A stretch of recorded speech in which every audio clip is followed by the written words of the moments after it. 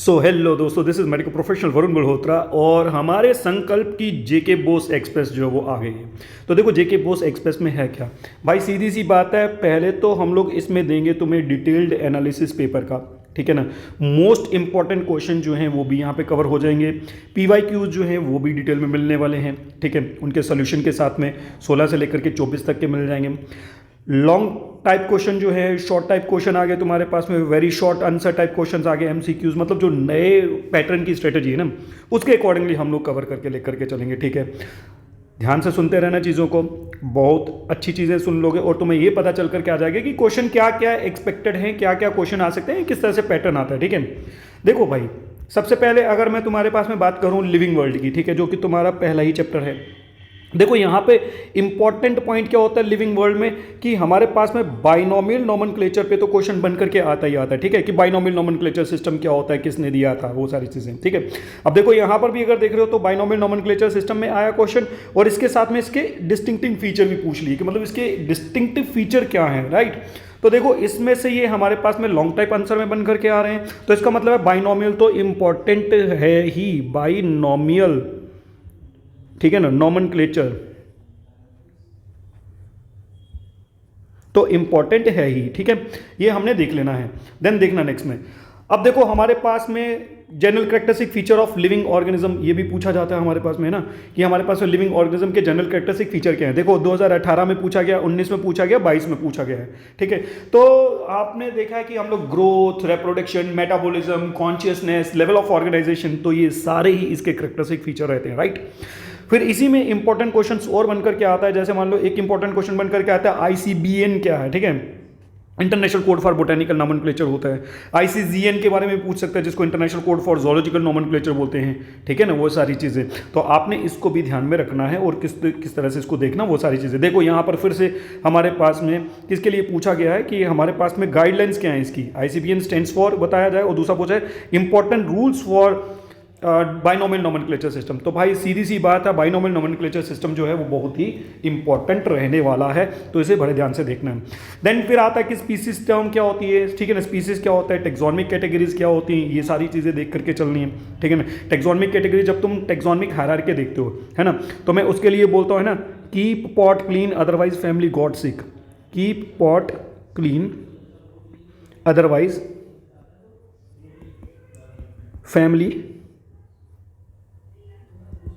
Got sick, ठीक है। तो कीप से मतलब आ गया किंगडम, ठीक है, ये मैंने इसके लिए बनाई थी। पॉट से मतलब आ गया फाइलम, क्लीन से मतलब आ गया क्लास, अदरवाइज से मतलब आ गया ऑर्डर, फैमिली से मतलब आ गया फैमिली, गॉड से मतलब आ गया जीनस, ठीक है, सॉरी जीनस, और सिक से मतलब आ गया स्पीसीज, ठीक है। तो keep pot clean otherwise family got sick. तो भाई देखो सीधी सी बात है, अगर मैं यहां पर बात करता हूं किंगडम, फाइलम, ठीक है ना, उसके बाद में मैंने क्या बोला, keep pot clean class, otherwise order, family, God से मतलब जीनस, और सिक से मतलब स्पीसीज। तो भाई ये सारे ही टेक्सोनमिक कैटेगरी हैं, ये भी टेक्सोनमिक कैटेगरी, ये भी टेक्सोनमिक कैटेगरी, ये भी ऑल और टेक्सोनमिक कैटेगरी। तो तुमने टेक्सोनमिक कैटेगरी के बारे में बताना होता है कि भाई ये टेक्सोनमिक कैटेगरी होती है, ठीक है। ओके, तो उसके बाद में देखो कि हमारे पास में यहाँ पर टीएमवी पे क्वेश्चन बन करके आया हुआ है, 19 में भी बन करके आया, 23 में भी बन करके आया कि टीएमवी क्या होता है, टोबैको मोज़ेक वायरस होता है। वायरस क्या होते हैं उनके बारे में आपको बताना। देखो वायरस के बारे में एक बड़ी विचित्र बात होती है, that is virus are basically non living creatures, but जैसे ही ये लिविंग ऑर्गेनिज्म के कॉन्टैक्ट में आते दे बिकम्स लिविंग, राइट। फिर बायोनोमियल नोमेनक्लेचर के ऊपर क्वेश्चन बन करके आया हुआ है कि हमारे पास बायोनोमियल नोमेनक्लेचर सिस्टम क्या होता है और ह्यूमन बीइंग का साइंटिफिक नेम क्या है। तो भाई ह्यूमन बीइंग का साइंटिफिक नेम होता है homo sapiens, you now very well, ठीक। अब देखो यहां पर तुम्हारी एनसीईआरटी के अगर टेबल के अकॉर्डिंगली देखते हो ना, तो तुम्हारे पास में मैंगो का साइंटिफिक नेम वहां पर बताया गया था, पूरा टेबल देख लेना होता है वो एनसीईआरटी में जो बन करके आया तुम्हारे पास में। तो यहां पर पूछा गया है कि मैंगो और वीट कौन से ऑर्डर से बिलोंग करते हैं। तो भाई मैंगो बिलोंग करता है सेपिनिडेल्स ऑर्डर को और वीट बिलोंग करता है पोएल्स को, ठीक है, ये समझ में आ गया। उसके बाद में पूछा जाता है कि प्लांट अनलिमिटेड ग्रोथ क्यों करते हैं, वैसा भी पूछा जा सकता है, इंपॉर्टेंट क्वेश्चन रहते हैं, ये सारी चीज़ें देख करके रखनी होती है।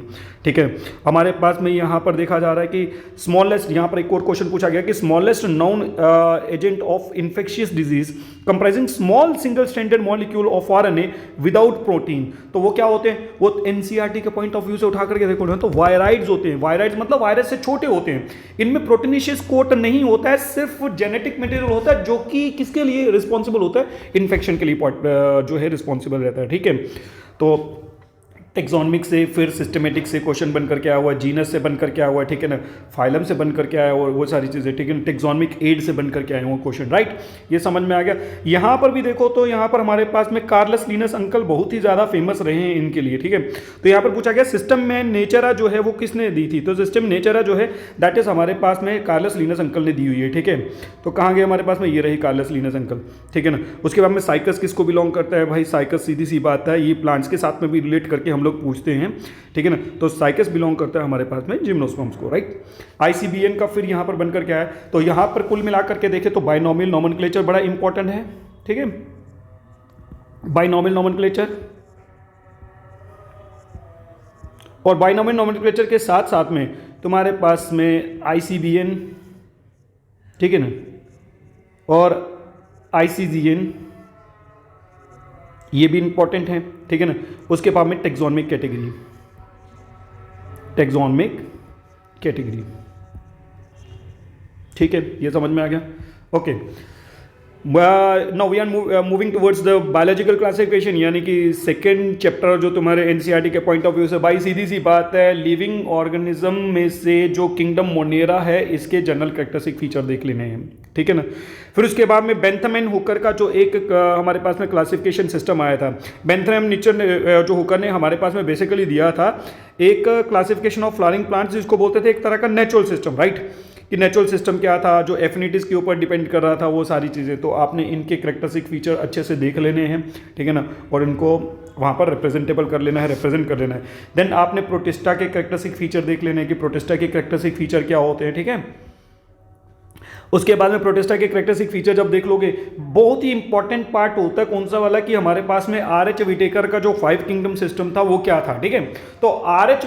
विटेकर ने 5 किंगडम सिस्टम दिया था। इस 5 किंगडम सिस्टम में उसने पूरे लिविंग ऑर्गेनिज्म को, आपको याद होगा कि पूरे लिविंग ऑर्गेनिज्म को उसने 5 कैटेगरीज में क्लासीफाई कर दिया था, दैट इज किंगडम मोनेरा, ठीक है ना, किंगडम प्रोटिस्टा, किंगडम हमारे पास है फंजाई, किंगडम प्लांटे और किंगडम एनिमिलिया। ठीक है, तो 5 किंगडम थी, तो उन किंगडम के बारे में भी आपने देख लेना है कि Monera, Protista, Fungi, Plantae, Animalia, basically Monera, Protista, Fungi, Plantae और एनिमिलिया, इनके सबके कैरेक्टरिस्टिक फीचर देख लेने हैं। इनमें से किन्हीं में से भी क्वेश्चन बनने की संभावना रहती है, राइट, ये समझ में आ गया। देखो किंगडम फंजाई के बारे में भी हमने देख लेना है, मैंने बताया आपको, प्लांटे के बारे में भी देख लेना है, एनिमिलिया के बारे में देख लेना है, एक जनरल ओवरव्यू और एक जनरल कैरेक्टरिस्टिक फीचर, राइट। फिर किंगडम फंजाई के बारे में फिर क्वेश्चन बनकर के आया, 19 में भी बनकर के आया, 24 में भी बनकर के आया, राइट, ये समझ में आ गया।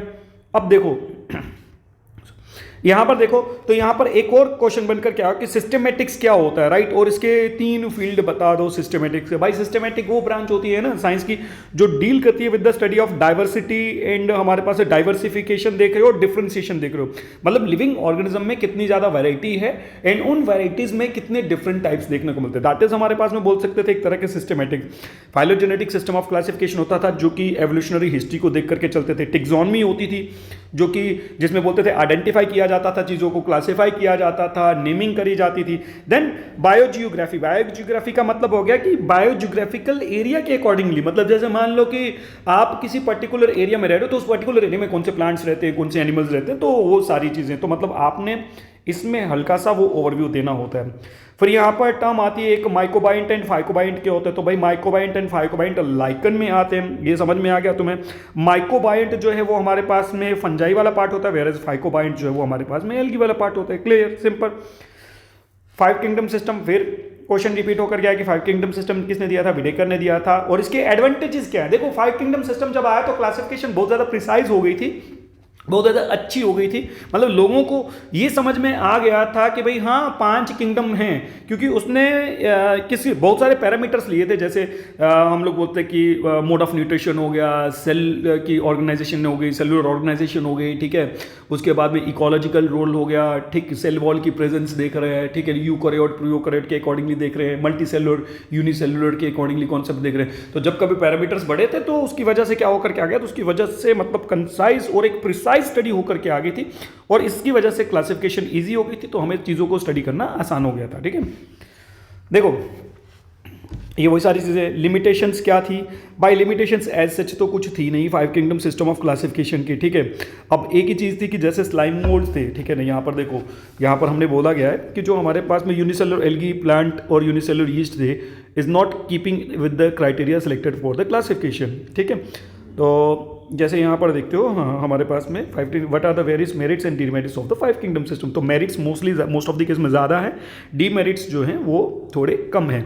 फिर भी देखो जैसे पोर्शन ऑफ स्लाइम मोल्ड्स जो है, या यूग्लिना था, इज अनसर्टेन। ये यूग्लिना एक ऐसा प्राणी था भाई जिसको क्लासीफाई करने में बड़ी दिक्कत आ रही थी लोगों को, राइट, जो भी क्लासिफिकेशन कर रहा है, क्योंकि प्लांट्स और एज वेल एज एनिमल्स के दोनों के कैरेक्टरिस्टिक फीचर बता रहा था। फिर उसके बाद में एक और चीज़ बनकर के आई कि जैसे हम लोग बोलते हैं कि there is a great diversity in the each kingdom. जैसे मान लो प्रोटिस्टा हो गया, मोनेरा हो गया, इन दोनों के पास में ऑटोट्रॉपी थे, हिटोट्रॉपी थे, हल्का सा वो भी एक मतलब बन करके आ रहा था, पॉइंट बन करके आ रहा था। भाई दोनों के पास में ऑटोट्रॉप्स भी हैं, हिटोट्रॉप्स भी हैं, कैसे इनको सेग्रीगेट करें, राइट, ये समझ में आ गया, क्लियर होकर क्या। वायरस के लिए सब लोगों ने बोलना चाहा कि भाई आर एच विटेकर को भाई वायरस को भी डाल देना एक इसकी किंगडम में। बहुत ही समझदारी का काम कर रहा था उसने, वायरस को इसलिए नहीं डाला, उसने बोला कि भाई वायरस जो है वो नॉन लिविंग एंटाइटिज हैं, जबकि वे लिविंग ऑर्गेनिज्म के कांटेक्ट में आते हैं तब ये लिविंग होकर के आते हैं, राइट, ये समझ में आ गया, ठीक है। अब देखो यहाँ पर क्राइटेरिया जो है क्या बताने, कौन से क्राइटेरिया लिए गए थे भाई, ये भी इंपॉर्टेंट है, ठीक है। तो देखो Monera, Protista, Fungi, Plantae, Animalia, as you already know, मैं तुम्हें बता चुका। देखो कॉम्प्लेक्सिटी ऑफ सेल स्ट्रक्चर देख रहा था, ऑर्गेनाइजेशन देख रहा था, मोड ऑफ न्यूट्रिशन देख रहा था, फाइलोजेनेटिक रिलेशनशिप देख रहा था, ठीक है। फिर क्वेश्चन ये भी बनकर क्या हुआ कि give a brief account of viruses with respect to their structure and genetic material. तो भाई स्ट्रक्चर एंड जेनेटिक मटेरियल के हिसाब से तुम बोल सकते हो वायरस जो होते हैं, वायरस के बाहर जो है प्रोटीनिशियस कोट होता है, अंदर जेनेटिक मटेरियल होता है। जेनेटिक मटेरियल आइदर डीएनए हो सकता है और आरएनए हो सकता है। भाई डीएनए डबल स्टैंडर्ड देखने को मिलता है ना, आरएनए सिंगल स्टैंडर्ड भी देखने को मिल सकता है, डबल स्टैंडर्ड भी देखने को मिल सकता है। तो ये वायरसेस की उसके हिसाब से आप इसको रिप्रेजेंट कर सकते हो। सीलिया और फ्लैजिला के बारे में डिफ्रेंशिएट करना है, 19 में भी आया क्वेश्चन, 21 में भी आया, 22 में भी आया भाई, ठीक है। तो भाई सीलिया जो होते हैं वो थोड़े छोटे स्ट्रक्चर होते हैं, फ्लैजिला जो होते हैं थोड़े थ्रेड लाइक स्ट्रक्चर होते हैं, ठीक है। सीलिया जो होते हैं और फ्लैजिला जो होते हैं उनमें अलग अलग प्रोटीनिशियस स्ट्रक्चर होते हैं। सीलियन जो बनकर क्या होता है, वह जो फ्लैजिला है वो किससे बना होता है, फ्लैजिलिन प्रोटीन से बना होता है, राइट। दोनों ही लोकोमोशन में हेल्प करते हैं, एक बार इसके थ्रू भी गो थ्रू हो जाएंगे आप लोग, ठीक है। क्लासिफिकेशन क्या है, क्यों जरूरत पड़ी भाई क्लासिफिकेशन? भाई अगर क्लासिफिकेशन ना होती ना तो भाई हम लोग चीज़ों को स्टडी ही नहीं कर पाते, एनालाइज ना कर पाते, क्यों? क्योंकि चीज़ों को स्टडी करना हल्का सा मुश्किल हो जाता। तो इसीलिए क्लासिफिकेशन के बेनिफिट है ही, ठीक है। क्योंकि अगर कभी क्लासिफिकेशन होकर के आए तो चीज़ें प्रिसाइज होकर के आ गई, हमें पता चल करके आ गया। अब एक ग्रुप को स्टडी करते तो पूरे ग्रुप के बारे में पता चल करके आ जाता है कि भाई इस ग्रुप में क्या क्या चीज़ें रही होंगी। लाइकन्स क्या होता है तुम जानते हो? लाइकन्स को होते हैं कि यहाँ पर क्वेश्चन बनकर क्या है ना, लाइकन्स क्या होता है, देखो समझते जा रहे हो तुम लोग, है ना। तो लाइकन क्या होता है? लाइकन एल्गी और फंजाई की क्लोजली एसोसिएशन होती है, जिसमें सिम्बियोटिक एसोसिएशन जो बोलते हैं हम लोग, है ना, जिसमें दोनों का बेनिफिट होता है। एल्गी जो है फोटोसिंथेसिस कर रही होती है, वेयर एज जो फंजाई है वो क्या कर रही होती है, वो न्यूट्रिशन एब्जॉर्ब कर रही होती है, नरिशमेंट एब्जॉर्ब कर रही होती है, नहीं पानी एब्जॉर्ब करेगी और बाकी सारे न्यूट्रिएंट्स जो है वो एब्जॉर्ब करेगी वहाँ से, ठीक है। एब्जॉर्प्शन सरफेस जो है बढ़ा देगी, राइट। ये कलर समझ में आ गया। अब देखो हमारे पास में दो पार्ट होते हैं इसमें, है ना। एक होता है लाइकन में जो है एल्गी वाला पार्ट, एक होता है फंजाई वाला पार्ट। तो फाइकोबायोंट जो होता है वो एल्गी वाला पार्ट, और जो माइकोबायोंट होता है दैट इज फंजाई वाला पार्ट, ठीक है। आपने जनरल कैरेक्टरिस्टिक फीचर ऑफ यूग्लेनाइड्स भी देख लेने हैं। यूग्लेनाइड्स भी तुम्हारी एनसीईआरटी में ऑलरेडी मेंशन्ड है कि यूग्लेनाइड्स क्या होता है, यूग्लेनाइड्स की कैरेक्टरिस्टिक फीचर देख लेना, राइट। उसके बाद में देखो हमारे पास में फंजाई के कैरेक्टरिस्टिक फीचर, और फंजाई में सेक्सुअल रिप्रोडक्शन जो होती है वो कैसी होती है भाई? प्लाज्मोगैमी होती है, कैरोगैमी होती है और मेयोसिस होती है। प्लाज्मोगैमी का मतलब होता है प्रोटोप्लाज्म का फ्यूजन होता है यहाँ पे। कैरोगैमी में क्या होता है कि न्यूक्लियस फ्यूज हो जाते हैं, ठीक है। और मेयोसिस में क्या होता है, जैसे न्यूक्लियस फ्यूज होते हैं, फ्यूज होने के बाद में क्या बन करके आ जाता है, मतलब उनमें मेयोसिस हो जाती है। जैसे मान लो ये भाई देखो, ये एक मिनट दिखाता हूँ यहाँ पे। जैसे मान लो ये N और ये N, ठीक है, ये एक सेल है, मतलब इनके फंजाई की, ये दोनों फ्यूज हुए, मान लो ये फ्यूज हुए, ठीक है, ये फ्यूज हुए, तो ये हो गई कौन सी वाली? प्रोटोप्लाज्मिक फ्यूजन, यानी कि प्लाज्मोगैमी। तो प्लाज्मोगैमी के बाद में इस तरह से होकर के आ जाएगा, ये डाइकैरियोटिक फेज बन करके आती है कई बार,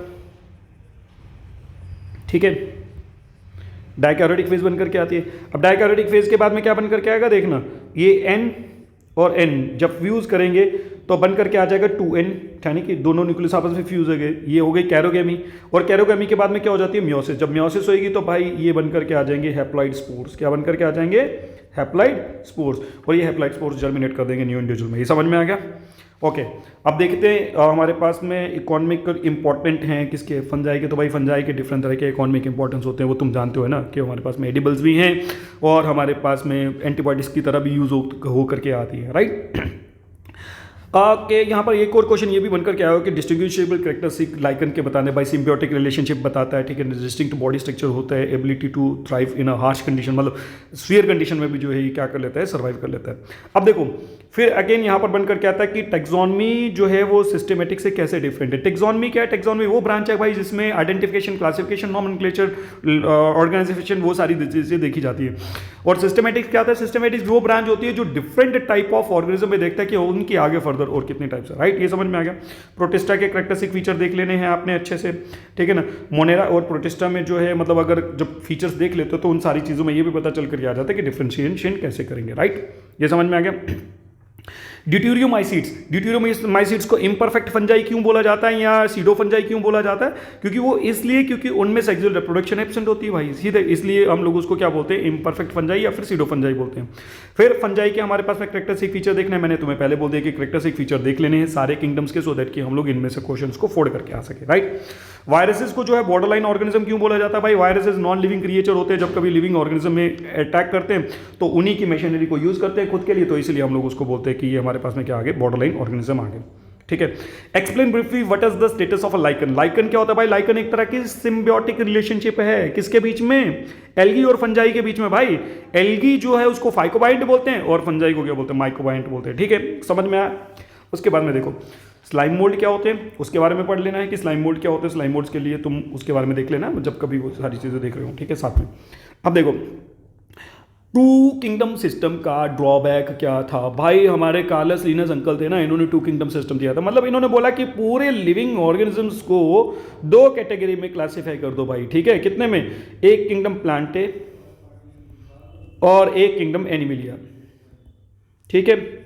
अब किंगडम प्लांटे और किंगडम एनिमिलिया, तो भाई बाकी वाले ऑर्गेनिज्म किधर जाएंगे, मुझे एक बात बताओ। जैसे हम लोग इसकी बात करते हैं किसकी, बायोग्लिना था, बाकी फंजाई थे, वो कहाँ जाएंगे, ठीक है। तो ये एक तरह का ड्रॉबैक था। दूसरी बात ये है कि टू किंगडम सिस्टम में यूनिसेलुलर और मल्टीसेलुलर में डिस्टिंग्विश नहीं हो पा रहा था, और टू किंगडम सिस्टम में प्रोकैरियोट्स यूकैरियोट्स में डिस्टिंग्विश नहीं हो पा रहा था, यूग्लिना को एक प्रॉपर जगह नहीं मिल पा रही थी भाई, ठीक। अब देखो यहाँ पर स्ट्रक्चर ऑफ वायरस बनाया हुआ है भाई, ये प्यारा सा स्ट्रक्चर बना दिया हो, ये हेड वाला पार्ट है, ठीक है ना, ये कॉलर वाला पार्ट है, ये टेल वाला पार्ट है, ये बैक्टीरियोफेज है बेसिकली। इसके अंदर ये बाहर वाला पार्ट क्या होता है, इसका प्रोटीन का बना होता है, इसके अंदर जेनेटिक मटेरियल होगा, ठीक है ना। एल्गी फंजाई से कैसे डिफर करते हैं तुम्हें पता है, एल्गी जो है वो एक तरह के फोटोसिंथेटिक भी हो सकते हैं, फंजाई जो है वो नॉन फोटोसिंथेटिक भी हो सकते हैं। मतलब उसमें क्या होती है, उसमें होती है हमारे पास क्लोरोफिल, और इसमें क्लोरोफिल ना होएगी, ठीक है। बैक्टीरियल सेल का स्ट्रक्चर है, तो बैक्टीरियल सेल का स्ट्रक्चर बना करके एक्सप्लेन करके बता देना। ये देखो प्यारा सा स्ट्रक्चर मैंने भी बना करके तुम्हें बता करके रखा हुआ, राइट। अच्छा, यहाँ पर एक और क्वेश्चन आया कि give shortcoming of a two kingdom system. Again वैसे ही जैसे हमने ड्रॉबैक्स बताए, तो इसका मतलब ये भी इंपॉर्टेंट में आ रहा है, right. How is the five kingdom system classification advantages over the two kingdom system. भाई बेहतरीन हो गया था फाइव किंगडम सिस्टम पूरा ओवरऑल, मतलब इसने क्या कर दिया था, एक्सप्लेन करके बता दिया था। मोनेरा अलग से थे, प्रोटिस्टा अलग से थे, फंजाई अलग से थे, प्लेंटे अलग से थे, एनिमिलिया अलग से था। मतलब प्रोकैरियोट यूकैरियोट के बारे में भी अच्छी से स्टडी होकर के आ गई थी। मतलब अब यहाँ पर कुछ कन्फ्यूजन हमारे पास में कम रह गई थी।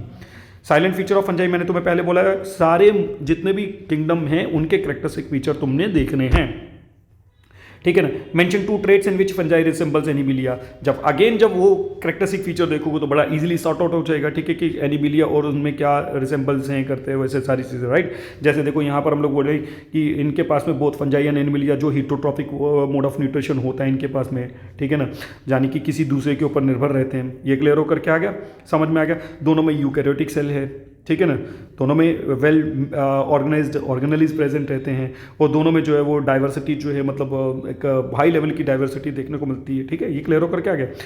कैरेक्टरिस्टिक फीचर ऑफ वायरस मैंने ऑलरेडी तुम्हें बताया कि वायरस के क्या क्या कैरेक्टरिस्टिक फीचर अभी जो दिख रहे थे, ठीक है, राइट।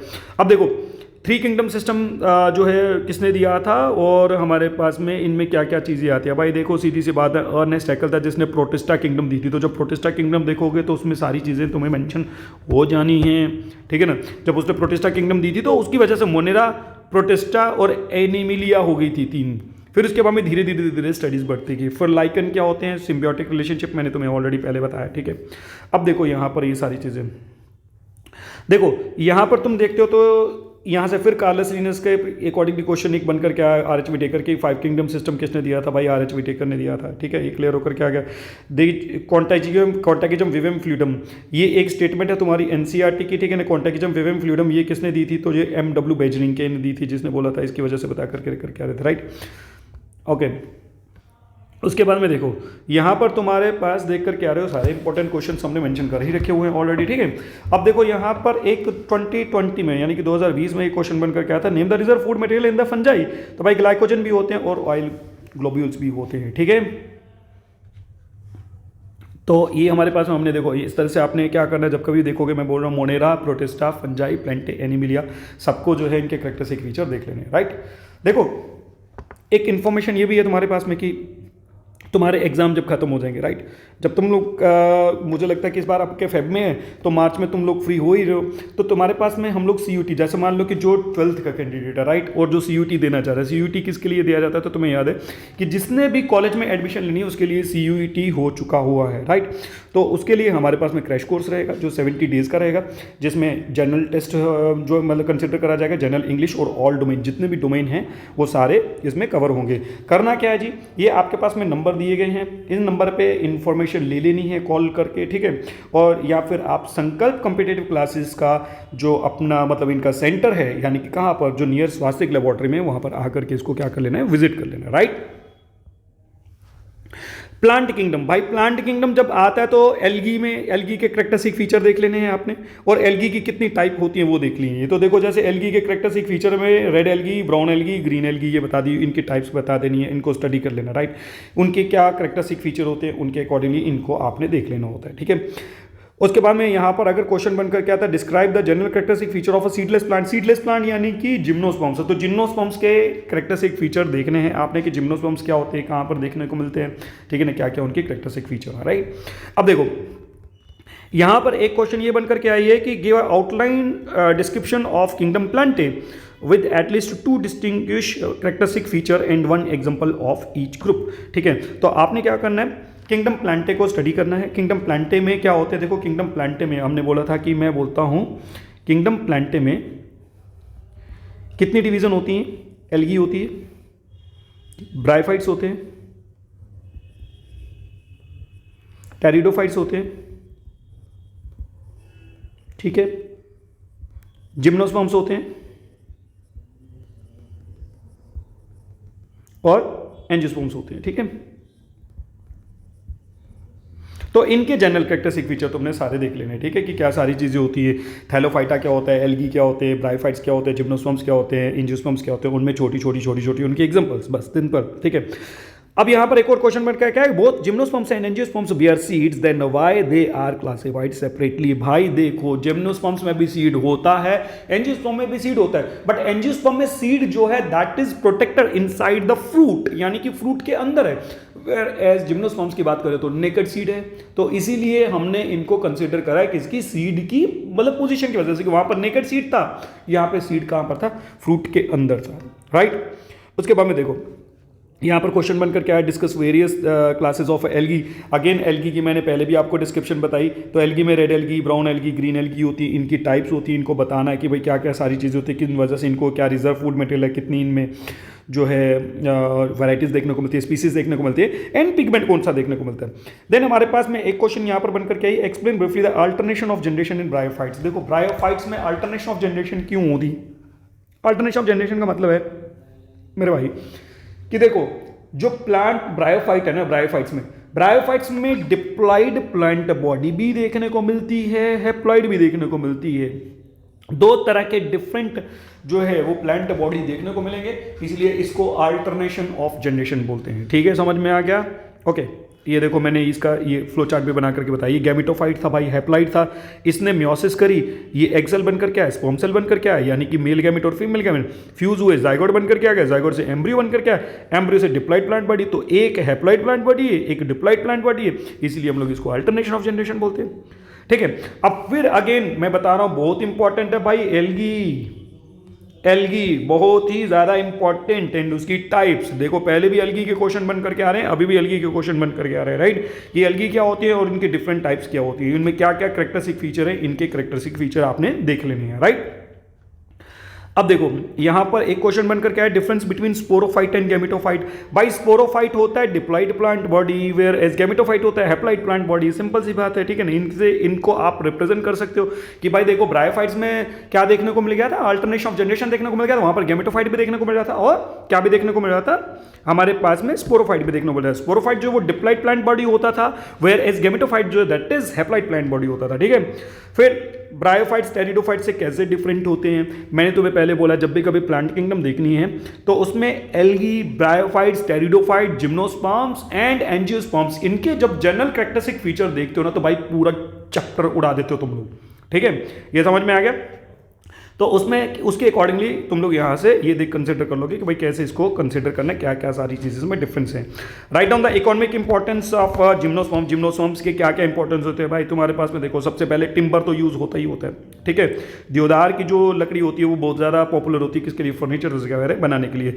रेजिन्स निकलते हैं इसमें से, टर्पेंटाइन ऑयल निकलता है, मेडिसिनल प्रॉपर्टीज भी होती हैं, तो हम लोग इनको इकोनॉमिक इंपॉर्टेंस में कंसिडर करते हैं, ठीक है। Right on the economic importance of algae भी आया हुआ है। जब तुम इनके कैरेक्टरिस्टिक फीचर देखते हो तो इनमें इंपॉर्टेंस भी इनकी समझ में आ जाती है।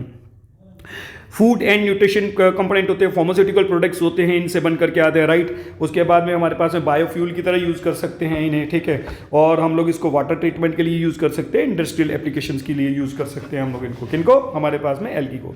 अब यहाँ पर एक और क्वेश्चन बनकर के आया, यहाँ पे enumerate the important characteristic feature of gymnosperms. तो अगेन जब आपने जनरल कैरेक्टरिस्टिक फीचर देखने हैं तो वहां पर बनकर क्या जाएगा, देखो जैसे बोलते हैं कि सीड प्रोड्यूसिंग प्लांट्स होते हैं, वेस्कुलर टिश्यूज भी इसमें देखने को मिलते हैं, ठीक है ना। रिप्रोडक्शन इसमें किसके थ्रू होती है, मेल कोन अलग से बनकर के आता है, फीमेल कोन अलग से बनकर के आता है, सीड तो बनकर के आता है बट सीड नेकेड सीड होता है, ठीक है ना। ओके, उसके बाद में नीडल लाइक लीफ होते हैं। नीडल लाइक लीफ या स्केली लीफ क्यों होते हैं, उसके पीछे का रीजन ये है कि भाई ये कहाँ पर मिलते हैं ज़्यादा, जहां पर बारिश नहीं होती और बारिश के बदले में क्या हो सकती है, मान लो स्नोफॉल हो सकती है, ठीक है ना। तो वहां पर पानी के लॉस को बचाने के लिए, क्योंकि ऑलरेडी पानी तो उनको मिल नहीं रहा, ठीक है, और इसी वजह से उनके लीफ जो है वो नीडल लाइक है या फिर रिड्यूस है। देखो कई बार क्वेश्चन ये भी बनकर के आता है कि बताओ जी जिम्नोस्पर्म्स कैसे अपने आप को क्या करते हैं, जिम्नोस्पर्म्स कैसे अपने आप को एक कम पानी में भी सर्वाइव करने का सामर्थ्य रखते हैं, यानी कि एबिलिटी रखते हैं, ठीक है। तो उसमें आप लोग क्या बताओगे, उसमें आप बताओगे कि भाई यहाँ पर इसमें अपने रिड्यूस लीफ कर देता है, स्टोमेटा संकन होते हैं, ठीक है ना, बाहर एक क्यूटिकल होती है जिस वजह से वो पानी के लॉस को क्या कर देता है, बचा देता है। लैक ऑफ फ्लावर होता है, इन्फ्लोरिसेंस नहीं होती, फ्लोरिसेंस होएगी तो कहाँ पर चलेगा, इन्फ्लोरिसेंस होएगी तो फ्लावर एंजियोस्पर्म्स वाले प्लांट में चले जाएंगे, ठीक है। एक्सक्लूसिवली वुडी प्लांट्स होते हैं, ठीक है। पोलन एंड पोलिनेशन किसके थ्रू होती है, विंड पोलिनेशन के थ्रू होती है। जाइलम में ट्रेकियार्ड्स जो है वो देखने को मिल रहा है, जाइलम जो हमारे पास है, xylem gymnosperms consist of only tracheids, ठीक है ना। तो उसकी वजह से हम लोग इनको क्या करते हैं, उनको वुड की तरह यूज़ करते हैं, और जो इनका लॉन्ग लाइफ स्पैन होता है एंजियोस्पर्म्स के कंपैरेटिवली इनका लाइफ स्पैन जो है वो ज़्यादा देखने को मिलता है, सिंपल सी बात। ओके, यहाँ पर एक क्वेश्चन और तुम्हारा बड़ा इंपॉर्टेंट सा बनकर के आता है कि why bryophytes are known to be as amphibians of the plant kingdom. तो amphibians of the plant kingdom इसलिए बोला जाता है बिकॉज जो ब्रायोफाइट्स होते हैं वो रह तो कहाँ पर रहते हैं, ज़मीन में, ठीक है ना, बट जब कभी उन्हें रिप्रोडक्शन करना होता है तो उनको पानी की ज़रूरत होती है, तो इसीलिए हम लोग बोलते हैं कि भाई उनको दो होस्ट की ज़रूरत है, यानी कि पानी की एज वेल एज लैंड की, तो इसलिए उसको ब्रायोफाइट्स को बोला जाता है amphibians of the plant kingdom. Moses क्या होते हैं, इनकी दो टाइप्स क्या भाई, मोजेस एल्गी में आते हैं, इनकी दो टाइप्स कोई भी कंसिडर करके बता सकते हो। यहां पर मैंने आपको स्पैग्नम एंड पॉलीट्राइकम के एग्जांपल के साथ में बता दिया हुआ है। सिनगैमी का मतलब क्या होता है, सिनगैमी का मतलब होता है ये था मेल न्यूक्लियस, ये था फीमेल न्यूक्लियस, यानी कि मान लो कि मेल गैमिट और ये फीमेल गैमिट, ठीक है, ये दोनों जब फ्यूज हुए इस तरह से और बन करके आया 2n, इस प्रोसेस को बोलते हैं सिनगैमी, सिंपल, इस प्रोसेस को बोलते हैं सिनगैमी, ठीक है। उसके बाद में देखो हमारे पास में नेम द पिगमेंट्स जो हमारे पास में कहाँ पर देखने को मिलेंगे, ब्राउन एल्गी में देखने को मिलेंगे। देखिए ब्राउन एल्गी में तुम्हें पता है फ्यूकोजेंथिन होता है, जेंथोफिल होता है, ठीक है ना। और हमारे पास में name the pigments of red algae, red algae में जो है हमारे पास में देखो हमारे पास में रेड एल्गी में जो है रेड कलर का पिगमेंट कौन सा है, फाइको एरिथ्रिन है। अगर ब्लू कलर का होगा तो फाइकोसाइनिन होगा, ठीक है। उसके बाद में बोलते हैं कि which of the algae possess, यहाँ पर क्वेश्चन बन है chlorophyll a, chlorophyll c and carotenoids. तो देखो जी हमारे पास एक ग्रुप ऑफ एल्गी जो पोजेस करते हैं chlorophyll a, chlorophyll c and carotenoids. Xanthophylls जो होते हैं वो कौन से होते हैं, ब्राउन एल्गी होते हैं। 2022 में क्वेश्चन बनकर क्या हुआ आपका, ठीक है ना। स्मॉलेस्ट जिम्नोस्पर्म्स क्या होता है, स्मॉलेस्ट जिम्नोस्पर्म में जेनिटेल्स, ठीक है ना। इनके पास में जेनिटेल्स में क्या आता है हमारे पास, एग्जांपल एफिड्रा की भी आती है, जामिया पेजमिया की भी आती है, ठीक है। ये समझ में आ गया। उसके बाद में यहाँ पर क्वेश्चन ये भी बनकर क्या होगा, टेरेस्ट्रियल प्लांट जो है वो जो ग्रुप है जो कि डिपेंड ऑन पानी, वाटर के ऊपर डिपेंड रहते हैं for fertilization, that is amphibians of the plant kingdom. क्यों बोला जाता है उनको amphibians of the plant kingdom, but again उनको दो मतलब होस्ट की जरूरत होती है, तुम जानते हो है ना, इस वजह से। Name any two liver words, तो कोई लिवर वर्ड्स दो जो है, एक मार्केंशिया के एग्जांपल दे सकते हो, पीलिया के एग्जांपल दे सकते हो, राइट। उसके बाद में एक ऐसा प्लांट बताओ जिसको वॉकिंग फैन बोलते हैं। तो भाई हमारे पास में वॉकिंग फैन जो बोलते थे दैट इज एस्प्लेनियम राइजोफाइलम को बोलते थे। Pigment is responsible for colour of the Rhodophyceae, मैंने अगेन पहले भी यहाँ पर मेंशन हुआ है, रोडोफाइसी के लिए कौन सा होता है, फाइको एरिथ्रिन, ठीक है। अब देखो name two main classes of bryophytes, bryophytes की मेन क्लासेस कौन सी है, ब्रायोप्सीडा है, ठीक है ना, और लिवरवर्ट्स है जिनको तुम बोलते हो, ठीक है, लिवरवर्ट्स हो गए, मॉजेस हो गए, ठीक है, वो सारी चीजें।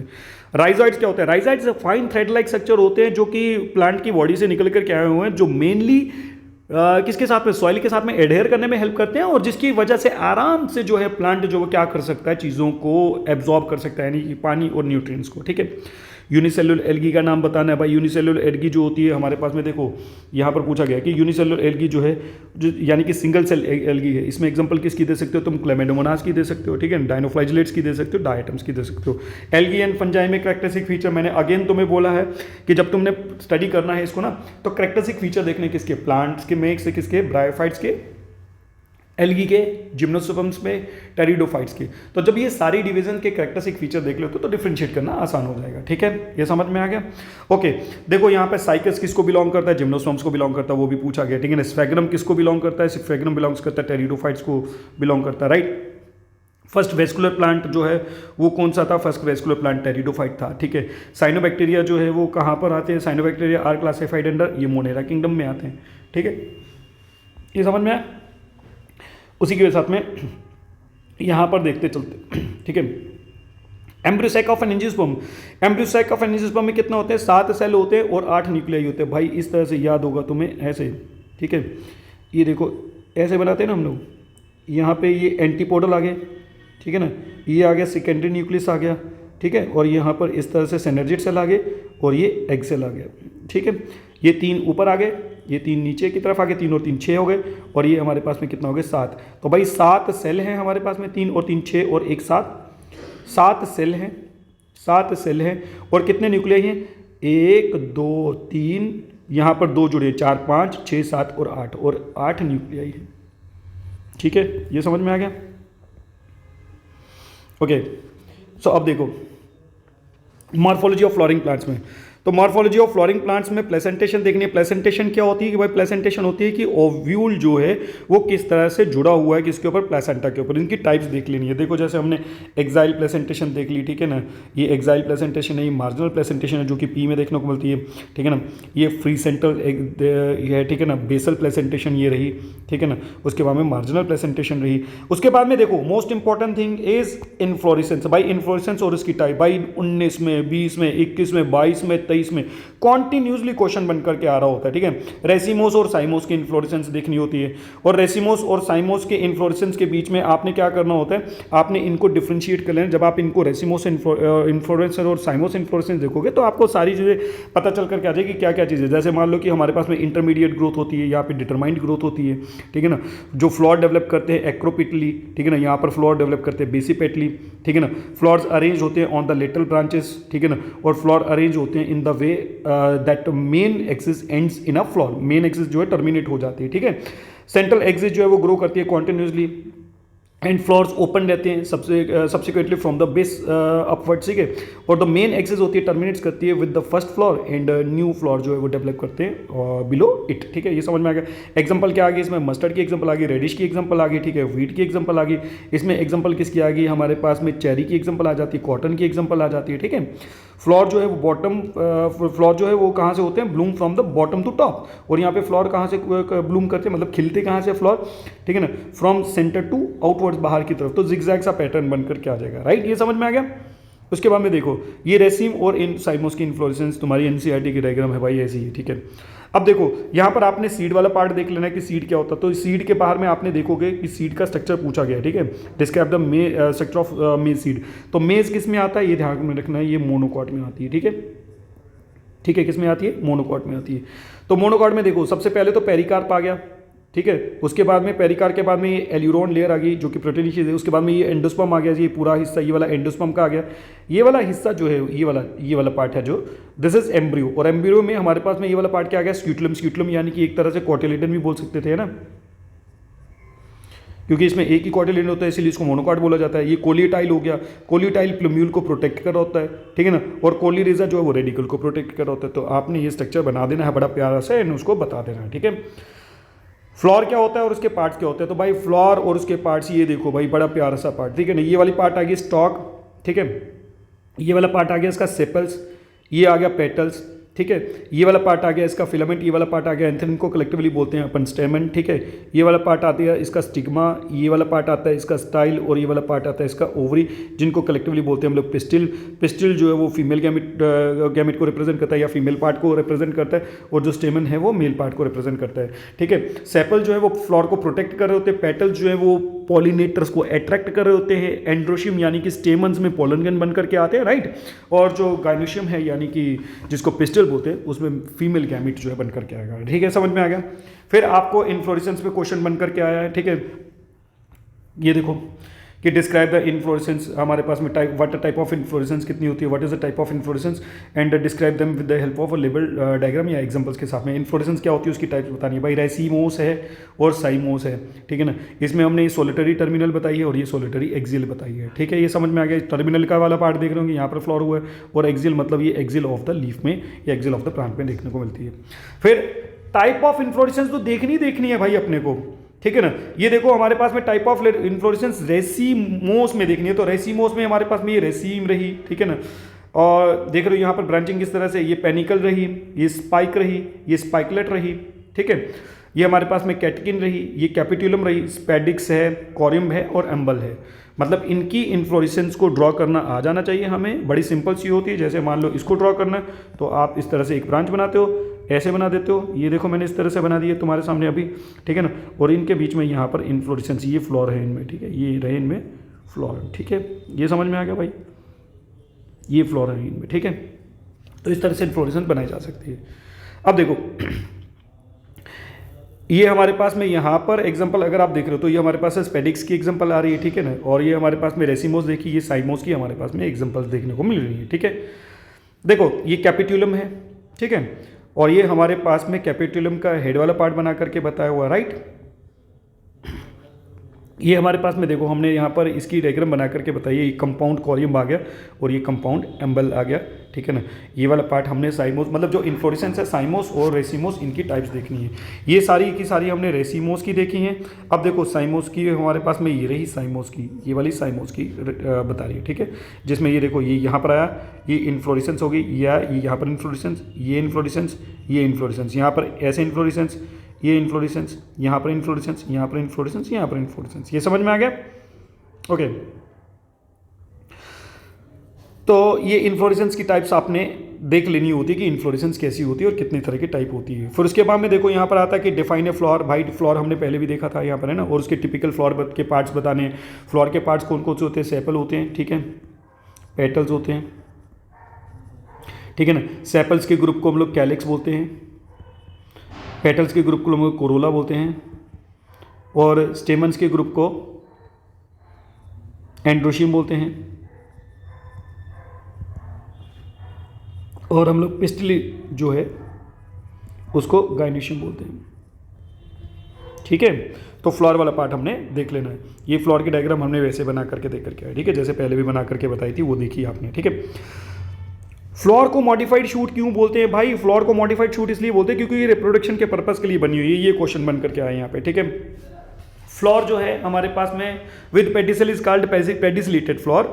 एंड नेक्स्ट क्वेश्चन बन करेगा what is that flower called without pedicel? जो विदाउट पेडिसल होता है, जिसकी डंडी नहीं होती फ्लोर को, उसको बोलते हैं सिसाइल फ्लोर भाई, ठीक है। ये समझ में आ गया। एपिगाइनी क्या होती है कंडीशन? देखो एपिगाइनी कंडीशन 2020 पूछी। एपिगाइनी कंडीशन वो होती है जिसमें गाइनोशियम जो है of a floor is located above the attachment of the other plant. मतलब बाकी सारा, देखो ये गाइनोशियम ऊपर है, बाकी सारे पार्ट इसके नीचे से निकल करके आ रहे हैं गाइनोशियम के। ये वाला पार्ट रहा गाइनोशियम, ठीक है। तो उसको बोलते हैं एपिगाइनस कंडीशन। ये समझ में आ गया? क्लियर होकर के आ गया? ओके। अब देखो यहाँ पे सिनगैमी का फिर क्वेश्चन बनकर क्या, मैंने सिनगैमी ऑलरेडी बताई कि भाई सिनगैमी क्या होती है। इन्फ्लोरेसेंस क्या होती है? इन्फ्लोरेसेंस होती है कि फ्लोर का रिप्रेजेंट होना, मतलब फ्लोर जब डेवलप कर रहा है किसके ऊपर? जब हम लोग बोलते हैं कि फ्लोर डेवलप कर रहा है एक स्टाक के ऊपर, या arrangement of flower on a common stalk is known to be, जिसको क्या बोलते हैं हम लोग? इसको हम लोग बोलते हैं इन्फ्लोरेसेंस, ठीक है। समझ में आया? ओके। उसके बाद में देखना यहाँ पे पार्थिनोकार्पी पूछा गया कि पार्थिनोकार्पी क्या होती है। पार्थिनोकार्पी होती है भाई कि आर्टिफिशियली हम लोग सीडलेस जब कभी फ्रूट बना करके लेकर के आते हैं, ठीक है, तो उसको बोला जाता है पार्थिनोकार्पी, ठीक है, जब में सीड नहीं होगा जिनमें, ठीक। उसके बाद में देखो यार सीधी सी बात है, हमारे पास में नीट का क्रैश कोर्स भी होता है, ठीक। आपने क्या करना है, अभी जिनके भी एग्जाम होकर के आ रहे हैं, तुमने तो अभी तुम 11th में हो तो तुमने 12th में जाना है, तो जो तुम्हारे 12th वाले हैं उनके जब एग्जाम खत्म हो रहे हैं तो फेब में सब लोग, मतलब स्टार्ट है तो फेब के एंड तक खत्म हो जाएंगे। तो 1 मार्च से जो है हम लोग जो है वो क्रैश कोर्स स्टार्ट कर रहे हैं यहाँ पे, जो कि नीट के लिए। तो भाई क्रैश से होगा क्रैक, ये ध्यान में रख लेना, ठीक है। क्या होगा? क्रैश से होगा क्रैक। अभी भी तुम्हारे पास में समय अच्छा है, मतलब जो तुम्हारे सीनियर हैं, जो तुम्हारे 12th में है, जो मतलब जो तुम्हारे 9 में, उनको बता दो कि भाई क्रैश कोर्स हमारा ज्वाइन कर लें, ठीक है ना, जो कि 1 मार्च से स्टार्ट हो जाएगा। इसमें मेन चीज क्या देखने को मिलेगी? स्टडी मटेरियल देखने को मिल जाएगा आपको, स्टडी मटेरियल भी मिलेगा, साथ में टेस्ट सीरीज मिलेंगी आपको। और ये 1 मार्च से स्टार्ट हो रहा है। आना कहाँ पे? संकल्प कॉम्पिटिटिव क्लासेस में आना, जो कि स्वास्थ्य लेबोरेटरी के पास में है। नीचे दिए हुए नंबर हैं भाई, इन नंबर पे क्या कर सकते हो आप, अपनी इंफॉर्मेशन जो है वो पूछ सकते हो यहाँ पे, ठीक। एनाटॉमी ऑफ फ्लावरिंग प्लांट देखते हैं, ठीक है। तो एनाटॉमी ऑफ फ्लावरिंग प्लांट्स में आपको सबसे पहले देखो, ये वाला पार्ट तो क्या था, इन्होंने क्वेश्चन पूछा गया था, बट ये डिलीटेड पार्ट में से था तो इसको देखना नहीं है हमने। जाइलम वाले पार्ट को देख लेंगे और फ्लेम वाले पार्ट को देख लेंगे। जाइलम क्या होती है, फ्लेम क्या होती है। मोस्ट इंपॉर्टेंट इज कि हमने difference between dicot root and monocot root भी देखना है। तो ये देखो, ये dicot root and monocot root में हमने डिफरेंस पढ़ लेने हैं बड़े आराम से कि क्या क्या चीजें होती हैं, राइट। उसके बाद में देखो, explain briefly the internal structure of the dicot stem with the help of diagram. तो भाई देखो, ये डाइकॉट स्टेम की डायग्राम बना रखी हुई है और ये डाइकॉट स्टेम की लेबल्ड डायग्राम बना रखी हुई है। तो आपको जो है डाइकॉट स्टेम की लेबल डायग्राम बनानी आनी चाहिए। जब आप डायग्राम बनाना सीख लोगे तो उसके साथ में आप क्या कर लोगे, उनके बारे में बता दोगे। जैसे बाहर क्या, सबसे पहले एपिडर्मिस होती है, फिर उसके बाद में ये वाला पार्ट क्या आ गया, कॉलन काइमा आ गया। ये वाला पार्ट क्या आ गया हमारे पास में, कॉलन काइमा के बाद में ये भी कॉलन काइमा का पार्ट आ गया। अब यहाँ पर आ गया हमारे पास में कॉर्टेक्स वाला पार्ट। ये कॉर्टेक्स वाला पार्ट पेरेंट काइमा का होता है, ठीक है। उसके बाद में एंडोडर्मिस आ जाती है। एंडोडर्मिस के बाद में ये वाला पार्ट फ्लोएम का है और ये वाला पार्ट हमारे पास में जाइलम का है, इनके बीच में कैम्बियम है, ठीक। हमने यहाँ पर क्या देखा है, देखो वहाँ पर डाइकॉट रूट देखी थी, यहाँ पर हमने मोनोकॉट, यहाँ पर हमने देखी थी हमारे पास है डाइकॉट स्टेम, ठीक है, डाइकॉट स्टेम। और यहाँ पर हमने देखनी है मोनोकॉट स्टेम। मोनोकॉट स्टेम भी देखनी है हमने। मोनोकॉट स्टेम की देखो इस तरह से हमने डायग्राम बनाई है। ये आपको डायग्राम बनाना आनी चाहिए मोनोकॉट स्टेम की, ठीक है। फिर जब मोनोकॉट और डाइकॉट स्टेम को एक बार देख लेते हो, गो थ्रू हो जाते हो, तो तुम्हें इनमें जो है डिफरेंस करना भी आराम से आ जाएगा कि क्या क्या डिफरेंस होते हैं। तो इसलिए मोनोकॉट की और डाइकॉट की जो है वो क्या देखनी है, एक बार ट्रांसफर सेक्शन देखनी है, गो थ्रू हो जाना उनमें, ठीक है। तो इनमें डिफ्रेंसिएशन भी बड़े प्यार से कर लोगे आप, आराम से कर लोगे। उसके बाद में हमारे पास में यहाँ से क्वेश्चन बनकर क्या है कि पैलिजेड पैरेन्कीमा क्या होता है। तो भाई पैलिजेड पैरेन्कीमा क्या होता है कि जब कभी सेल्स इस तरह से जुड़े हुए होते हैं, ऐसे कनेक्टेड होते हैं पैलिजेड फॉर्म में, तो उनको हम लोग बोलते हैं पैलिजेड पैरेन्कीमा। ये समझ में आ गया। किसमें देखने को मिलता है, लीफ में। लीफ की जो एक सरफेस होती है वो डार्क होती है और एक सरफेस होती है वो हल्की सी लाइट ग्रीन कलर की होती है। जो डार्क होती है वो किसकी वजह से होती है, पैलिजेड पैरेन्कीमा की वजह से होती है। वेयर एज जो लाइट सरफेस होती है वो किसकी वजह से होती है, वो होती है स्पॉन्जी पैरेन्कीमा की वजह से। ये भी मैंने तुम्हें एक एडिशनल पार्ट ऑफ बता दिया भाई, देख लो, ठीक है ना। डिफ्रेंसिएशन और हमारे पास डी डिफ्रेंसिएशन के बीच में क्या फर्क होता है, छोटे छोटे पॉइंट्स होते हैं, तुम इनको आराम से देख सकते हो, प्लांट ग्रोथ में भी देखते हैं हम लोग, ठीक है। ओके, उसके बाद में देखो ज़रा इंपॉर्टेंट पार्ट में, और ये देखो यहाँ पे एक क्वेश्चन बन करके आया, इंपॉर्टेंट क्वेश्चन यहाँ पर ऑलरेडी मेंशन भी है, यहाँ पर एक और क्वेश्चन बन करके आया जो मुझे देखा, यहाँ पे भी एक देखो कि वॉल लेस मोनेरा इज कौन होते हैं भाई, माइकोप्लाज्मा होते हैं जिनके पास में वॉल नहीं होती, ठीक है, सेल वॉल नहीं होती। ओके, यहाँ पर एक क्वेश्चन बन गया, a tissue is made up of only one type of cell, अगर एक टाइप ऑफ सेल का बना है तो उसको बोलते हैं सिंपल टिश्यू, राइट। देखो अब हम लोग आ गए किसकी तरफ, प्लांट फिजियो की तरफ, ठीक है, प्लांट फिजियो की तरफ या प्लांट फिजियोलॉजी बोलते हैं। सबसे पहले प्लांट फिजियोलॉजी में यहां पर क्वेश्चन बनकर के आया फोटो रेस्पिरेशन का। तो भाई फोटो रेस्पिरेशन का मतलब होता है, फोटो का मतलब क्या आ गया देखना जरा, फोटो का मतलब आ गया लाइट, ठीक है, एंड रेस्पिरेशन, रेस्पिरेशन का मतलब आ गया कि इनटेक करेगा ऑक्सीजन की और आउटपुट करेगा कार्बन डाइऑक्साइड की, ठीक है। तो भाई ये एक कंडीशन होती है जब कभी क्या होकर क्या आता है, कार्बन डाइऑक्साइड की कंसंट्रेशन मान लो अगर बढ़ गई है भाई, ठीक है ना, हमारे पास में एक एंजाइम होता है जिसको बोलते हैं रुबिस्को, ठीक है ना, राइबोलोज बाइफॉस्फेट कार्बोक्सिलेज। तो ये जो है थर्मोलोबिल होता है, क्या होता है, थर्मोलोबिल, मतलब ये टेम्परेचर के अकॉर्डिंगली क्या करता है, काम करता है। अगर कभी प्लांट के लिए मोस्टली बोला जाता है कि भाई वो कार्बन डाइऑक्साइड लेते हैं, इनटेक करते हैं, ठीक है, और ऑक्सीजन को छोड़ते हैं, आउटपुट होती है, ठीक है। तो इसको बोलते थे फोटोसिंथेसिस, ये होता था फोटोसिंथेसिस में, ठीक है।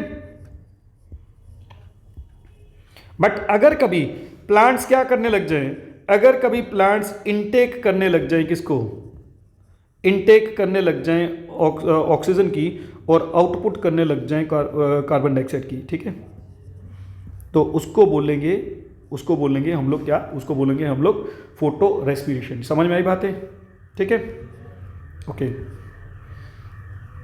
तो आपने फोटो रेस्पिरेशन देख लेनी है।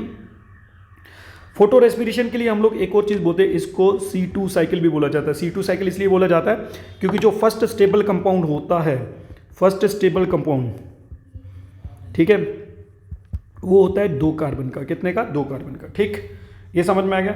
उसके बाद में हमारे पास में एरोबिक रेस्पिरेशन क्या होती है, उसमें क्या क्या स्टेप्स होते हैं वो हम लोग आराम से बता सकते हैं। एरोबिक रेस्पिरेशन मतलब हमारे पास में एरोबिक रेस्पिरेशन 3 पॉइंट में होती है, किसमें, देखो एरोबिक रेस्पिरेशन पहला स्टेप होता है ग्लाइकोलिसिस, दूसरा स्टेप होता है इसमें क्रेब्स साइकिल,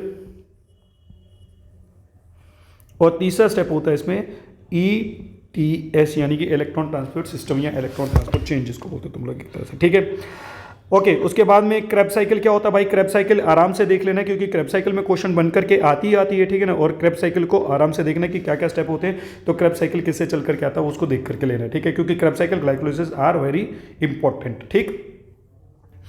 तो ये क्रेब्स साइकिल चल करके आ रहा है। उसके बाद में हमने क्या देखना है, ग्लाइकोलिसिस की भी पॉइंट देखना है क्योंकि ग्लाइकोलिसिस क्वेश्चन देखो 18 में पूछ करके आया, 19 में भी बन के आया, 21 में भी बन के आया, 23 में भी बन करके आया। तो आपने एक बार ग्लाइकोलिसिस में देख लेना, ग्लाइकोलिसिस 10 पॉइंट की रिएक्शन होती है, कितनी होती है, 10 पॉइंट्स की रिएक्शन होती है, जिसमें ग्लूकोज को तोड़ा जाता है और किसमें बनाया जाता है, एंड प्रोडक्ट बनाया जाता है, किसमें, एंड प्रोडक्ट बनकर क्या आता है, पायरुविक एसिड। तो देखो एक ग्लूकोज का मॉलिक्यूल जब टूटता है तो बनकर क्या आते हैं 2 मॉलिक्यूल किसके, पायरुविक एसिड के, ठीक है, बोलो हाँ, समझ में आ गया, 2 मॉलिक्यूल पायरुविक एसिड के बनकर क्या आते हैं। ग्लाइकोलिसिस जो है वो जब होती है तो हमारे पास में नेट गेन ऑफ एटीपी कितना होता है, 8 मॉलिक्यूल का, ठीक है ना, नेट गेन ऑफ एटीपी कितना होता है, 8 मॉलिक्यूल का। टोटल हमारे पास में 2 कंज्यूम हो जाते हैं, 10 बने थे तो 10 में से 2 माइनस कर दिए तो कितने हो गए, 8 एटीपी के मॉलिक्यूल, ठीक है, ये भी चीजें ध्यान में रखना भाई, ठीक है। उसके बाद में देखो explain the system of ETS, electron transport system क्या होता है, बहुत इंपॉर्टेंट है, 3 ही तो टॉपिक होते हैं इसमें भाई, एक हमारे पास में ग्लाइकोलिसिस, दूसरा क्रेब्स साइकिल और तीसरा ETS। तीनों ही बड़े प्यार से पढ़ रहे हैं भाई क्योंकि इन्हीं में से क्वेश्चन बन करके आते हैं, राइट। तो ETS क्यों जरूरी है, क्योंकि देखो जो NADH बन करके आया था ना, NADH FADH2, तो इनमें से भी तो ATP निकालने हैं, तो उनके लिए हमारे पास में ETS जरूरी होती है, ठीक है। Describe the mechanism of electron transport system, फिर अगेन ETS वाला पार्ट है, वैसे ही सारी चीज़ें, ये NCERT की डायग्राम है जो ETS के साथ में काम कर रही थी, तो जब आप ये सारी चीज़ें देखते हो तो आपको ये भी क्लियर होकर के आ जाती है, ठीक है। उसके बाद में ऑक्सीडेटिव फॉस्फोरिलेशन और फोटोफॉस्फोरिलेशन में क्या फर्क होता है? Oxidative photophosphorylation and photophosphorylation. Oxidative photophosphorylation कहाँ पर होती है? माइटोकॉन्ड्रिया में। वेयर एज फोटोफॉस्फोरिलेशन कहाँ पर होती है? क्लोरोप्लास्ट में होती है। इसके पास में क्या होता है? इसमें रिडक्शन होती है ऑक्सीजन की टू पानी बनकर क्या आएगा, ठीक है, वाटर बनकर क्या आएगा with electron donated bye NADH, ठीक है ना, एंड FADH2। यहाँ पर क्या होता है?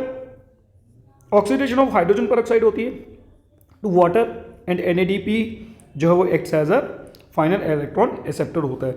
ये एरोबिक रेस्पिरेशन में होती है और ये फोटोसिंथेटिक सेल्स में होती है। ठीक है, समझ में आ गया? What is the significance of a stepwise release of energy in respiration? भाई देखो, ग्लूकोज होता है, ग्लूकोज के पास में होती है एनर्जी, ठीक है ना, उसके हर एक बॉन्ड में एनर्जी है ग्लूकोज में। C6H12O6 है ना ग्लूकोज का फॉर्मूला। तो जितने भी बॉन्ड है उसमें एनर्जी है। तो इसको जब तोड़ा जाता है तो उसको स्टेप वाइज तोड़ा जाता है। तो टोटल 10 स्टेप्स होते हैं किसमें? ग्लाइकोलिसिस में। कितने होते हैं? 10 स्टेप्स होते हैं। ठीक है, ओके। रेस्पिरेटरी क्वोशंट क्या होता है भाई? रेस्पिरेटरी क्वोशंट होता है, सिंपल सी बात है कि जितना ऑक्सीजन जो है कंज्यूम हो रहा है और जितनी जो कार्बन डाइऑक्साइड जो प्रोड्यूस हो रही है उनकी रेशो को रेस्पिरेटरी क्वोशंट बोलते हैं। ठीक है, अब रेस्पिरेटरी क्वोशंट कार्बोहाइड्रेट्स के लिए कितना होता है? कार्बोहाइड्रेट्स के लिए एक वैल्यू होती है, प्रोटीन्स और फैट्स के लिए इनसे 1 से कम होती है। देखो यहाँ पर लिखी हुई लिपिड्स की 0.7 है, आर की वैल्यू प्रोटीन की 0.8 से 0.9 है यार, ये ठीक है, समझ में आ गया। और कार्बोहाइड्रेट्स की कितनी होती है? 1। ठीक है ना। शटल सिस्टम क्या होता है? वो सारी चीज़ें। तो शटल सिस्टम होता है बेसिकली इलेक्ट्रॉन कैरियर सिस्टम, जो कि मतलब माइटोकॉन्ड्रिया के अंदर चल करके आता है, राइट? ये समझ में आया? C2 साइकिल यानी कि फोटो रेस्पिरेशन। ठीक, अब देखो फोटोसिंथेसिस इन हायर प्लांट्स। तो फोटोसिंथेसिस इन हायर प्लांट्स में सबसे पहले आपने देखना है C3 साइकिल। क्या देखना है? C3 cycle. ठीक है, जब C3 साइकिल देख लोगे, जिसको हम लोग केल्विन साइकिल भी बोलते थे, ठीक है, तो केल्विन साइकिल को देख लेना, तो उस तरह से हमारे पास में ये क्वेश्चन बनकर के आ जाएगा। बहुत इंपॉर्टेंट है भाई, ध्यान में रखना है, केल्विन साइकिल देखना ही देखना। ठीक, उसके बाद में describe briefly about hatch slag pathway जिसको बोलते थे। तो हैच स्लैग पाथवे को हम लोग C4 साइकिल भी बोलते हैं। क्या भी बोलते हैं? C4 साइकिल भी बोलते हैं। ठीक है, क्लियर होकर के आ गया? इसको भी इंपॉर्टेंट है, ये भी बहुत इंपॉर्टेंट है, ये भी आराम से देखना है ये सारी चीज़ें। C4 साइकिल किसके बीच में चलता है ये ध्यान में रखना ना। एक तो चलता है ये क्लोरोप्लास्ट हमारे पास में, ये मीजोफिल, और मीजोफिल के साथ में बंडल शीथ के पास में, मीजोफिल और बंडल शीथ के बीच में। ठीक है, बंडल शीथ के बीच में, मीजोफिल और बंडल शीथ के बीच में इनका जो पहला स्टेबल कंपाउंड होता है, फर्स्ट स्टेबल कंपाउंड, ठीक है, दैट इज 4 कार्बन का होता है, इसलिए इसको C4 साइकिल बोला जाता है। ठीक है, अब एक्सप्लेन करना, यहाँ पे एक क्वेश्चन आया कि non cyclic electron transport pathway, एक होता है साइक्लिक पाथवे, एक होता है नॉन साइक्लिक पाथवे। तो आपने साइक्लिक एंड नॉन साइक्लिक दोनों देख लेनी है, वो भी बड़ी इंपॉर्टेंट होती है, ध्यान में रख लेना। उसके बाद में देखो what are the important events and products of light reaction. भाई लाइट रिएक्शन होती है तो सीधी सी बात है, एब्जॉर्प्शन ऑफ लाइट एनर्जी होकर के आएगा, फोटोलिसिस ऑफ वाटर होकर के आएगा, ऑक्सीजन इलेबोरेट होकर के आएगी, ठीक है ना, इलेक्ट्रॉन ट्रांसपोर्ट सिस्टम चल करके आएगा, ATP बनकर के आएगी, NADPH बनकर के आएंगे, राइट? ये समझ में आ गया? उसके बाद में देखो जरा, यहाँ पर दिया है describe the photochemical phase of a photosynthesis. भाई जब फोटोकेमिकल फेज होती है तो उसमें फोटोलिसिस ऑफ वाटर होता है, यानी कि फोटोलिसिस ऑफ वाटर होगा तो ऑक्सीजन इलेबोरेट होकर के आएगी, बाहर निकल करके आएगी, लिबरेट होकर के आएगी, ठीक है ना। और यहाँ पर NADPH और ATP बनकर के आते हैं, यानी कि जो उसने खाना बनाना है ना उसके लिए पहले एनर्जी उसने बना ली हुई है, ठीक है ना। फोटोफॉस्फोराइलेशन क्या होती है इसको बताओ, और मतलब फोटोफॉस्फोराइलेशन होती है लाइट की प्रेजेंस में ATP का बनाना, ठीक है ना, उसको बोलते हैं फोटोफॉस्फोराइलेशन। एक नॉन साइक्लिक होती है और साइक्लिक होती है, हमने दोनों ही देखनी है, मैं बता रहा हूँ, नॉन साइक्लिक और साइक्लिक देखोगे इनमें दोनों क्वेश्चन आपके बनकर के आ जाएंगे, डिफरेंशिएशन वाले भी और लॉन्ग टाइप भी, ठीक है। C4 और C3 साइकिल में क्या डिफरेंस होता है? जब C4 और C3 साइकिल अच्छे से देख लेना, क्योंकि उनमें से देखो क्वेश्चन बता रहा हूं, मेरा मेन मोटिव है कि तुम्हें क्वेश्चन बताने हैं भाई, कि तुम क्या क्या क्वेश्चन करोगे और वहां से क्वेश्चन बनकर के आएगा। C3 और C4 साइकिल करा ना जब तुमने, तो जब C3 और C4 साइकिल करा तो अपने आप वहां से डिफरेंशिएशन भी बनकर के आ जाएंगे और उनके मतलब ये भी एक्सप्लेनेशन भी बनकर के आ जाएंगे, ठीक है। उसके बाद में देखो जरा,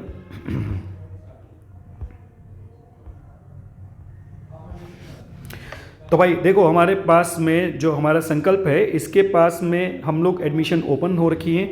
हम लोग 8th से लेकर के 12th तक का बैच भी लेकर के आते हैं, रेगुलर बैच भी होते हैं, और हमारे पास में ड्रॉपर यानी कि जो नीट वाला बैच है, यानी कि जो कैंडिडेट चाह रहा है कि एमबीबीएस में एडमिशन लेने के लिए अगर उसको नीट का एग्ज़ाम देना है तो वो भी हमारे पास में जो है एडमिशन्स ओपन है। आप नीचे दिए हुए नंबर पर क्या कर सकते हो, क्वेरी कर सकते हो, फ़ोन करके पूछ सकते हो। हमारे पास में नीट, जेडब्ल्यू, सीयूईटी, बोर्ड्स एंड ओलंपियाड्स की जो है वो हम लोग कोचिंग करवाते हैं। यहाँ पर आना कहाँ पर है, संकल्प कॉम्पिटिटिव क्लासेस जो कि स्वास्थ्य लेबोरेटरी के पास में है, कच्ची छावनी जम्मू में।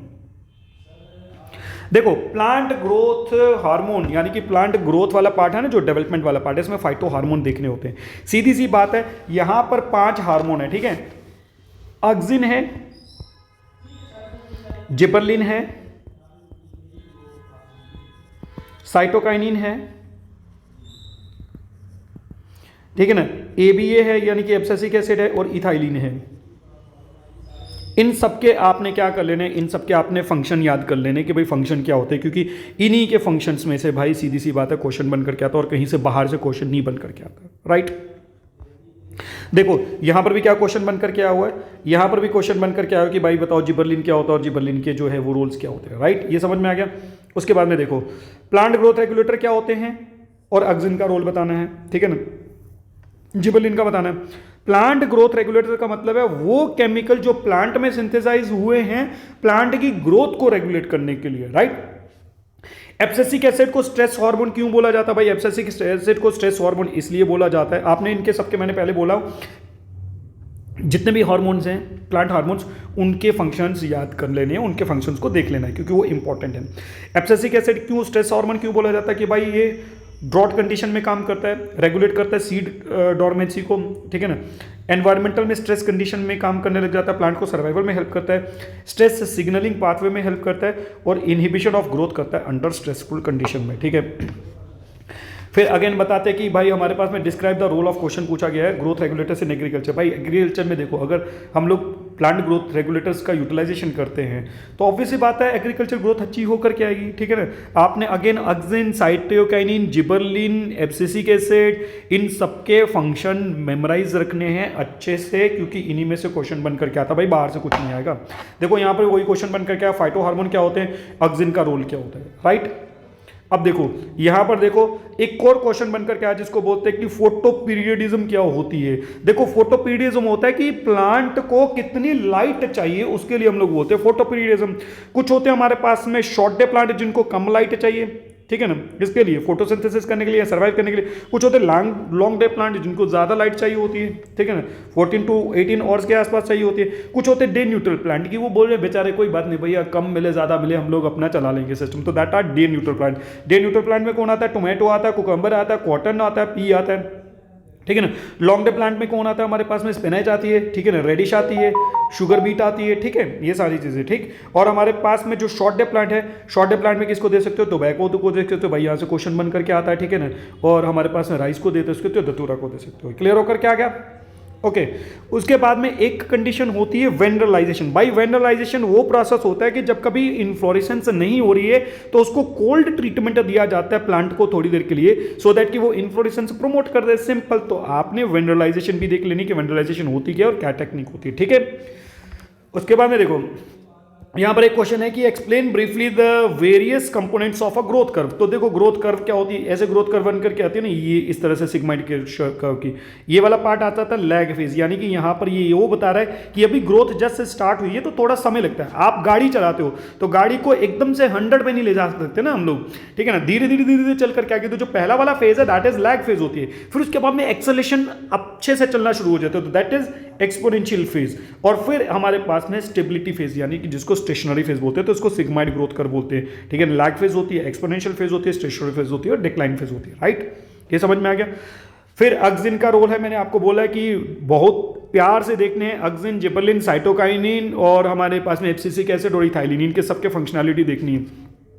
रीडिफरेंशिएशन और डी डिफरेंशिएशन क्या होता है, इनके बीच में फर्क देख लेना है। वेंडरलाइजेशन के लिए मैंने ऑलरेडी बताया कि क्या होता है। जिबरलिन का फिर क्वेश्चन बन करके आया कि जिबरलिन क्या होता है, किस तरह से काम करता है, ठीक है। फिर ऑक्सिन का क्वेश्चन बन करके आया, कहने का मतलब यही बता रहा हूँ भाई सिंपल लैंग्वेज में कि प्लांट हार्मोन के फंक्शंस देखने हैं कि क्या क्या चीज़ें हैं, ठीक है, ये समझ में आया।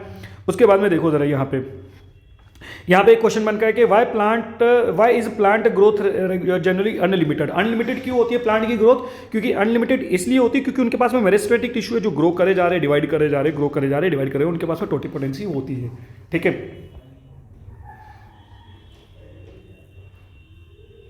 तो भाई देखो, हमारे पास में जो भी कोई किताब लेना चाहता है ना, हमारे पास में देखो फिजिक्स की किताब भी है, हमारे पास में केमिस्ट्री की भी है, मैथमेटिक्स की भी है, बायोलॉजी की भी है, इंग्लिश की भी है। ये संकल्प ने जो है इंपॉर्टेंट क्वेश्चंस की बनाई हुई हैं। दिए हुए नंबर पहले ऑलरेडी बीच में मेंशन कर दिया हूँ, ठीक है। उन नंबर्स पे अगर आप ये कंटेंट मंगाना चाह रहे हो ना अपने पास में, तो उन कॉन्टैक्ट्स पे क्या कर दो, कॉल कर लो और अपना प्रोडक्ट जो व्हाट्सएप पे करके भी मंगा सकते हो, या फिर हमारी जो है साइट है जो संकल्प की, ठीक है ना, उस पर भी आप इसको ऑर्डर प्लेस कर सकते हो, ठीक है।